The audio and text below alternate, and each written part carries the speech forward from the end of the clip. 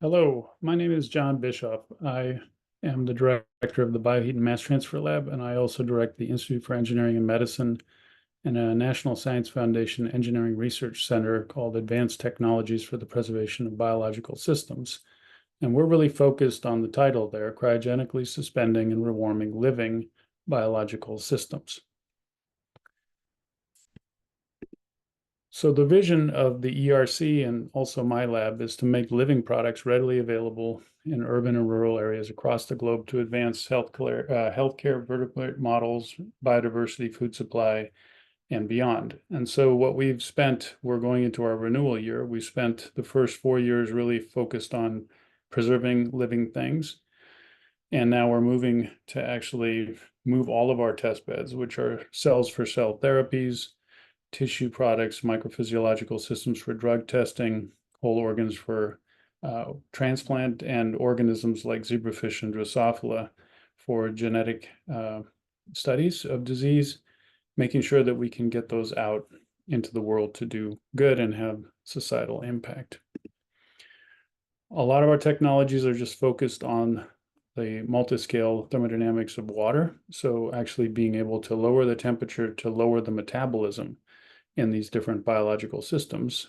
And so we have high sub-zero, supercooling, and partially frozen approaches. The partially frozen actually recapitulates what a frog named Rana sylvatica actually does in nature and can survive for weeks under the ice and snow in the north, as well as going all the way down to vitrified or glassy state, which can actually survive for years. And that's what you see down there. That's an organ vitrified in glass on the right versus frozen and destroyed on the left. So all of these different technologies can be used for the different test beds. This is just an example for organs. And as engineers, what we do is we focus on the temperature, pressure, and concentration needed to make the suspended animation possible. So the lower the temperature, the longer we can actually put these systems into storage and then move them around the world for societal benefit. So a couple of quick examples that are going on, highly interdisciplinary and collaborative in my lab and the lab of my collaborator, Dr. Eric Finger in the Department of Surgery. We're actually banking pancreatic islets to cure diabetes. So we're working on stem cell derived islets, as well as we've shown this with mouse and pig, as well as human islets that we can actually load our cryoprotective agents and vitrify them and bring them back with high viability and function. And so we've got a lot of funding in this area and some partners that are actually interested in translating this as well.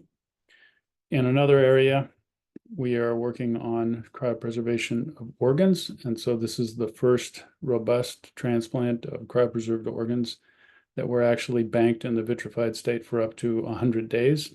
And then they were put back into a rat and solely kept the animal alive for the 30 days of the study. And this was actually featured in an article in Science as well. Again, highly interdisciplinary and working with my colleague Eric Finger in the Department of Surgery here. This is just my last slide. We've been focused on all these different test beds, cells, organisms, tissues, including organoids with Brenda Ogle and others, and then organs with Eric Finger and others. And what we're trying to do is to achieve the rates for both cooling and for rewarming, which is a heat transfer thermal science background, which is what I also have. And then also loading of these cryoprotectants, these biological antifreeze molecules. So you can see a whole landscape opening up of different technologies that allow you to do this at different scales with different amounts of cryoprotective loading.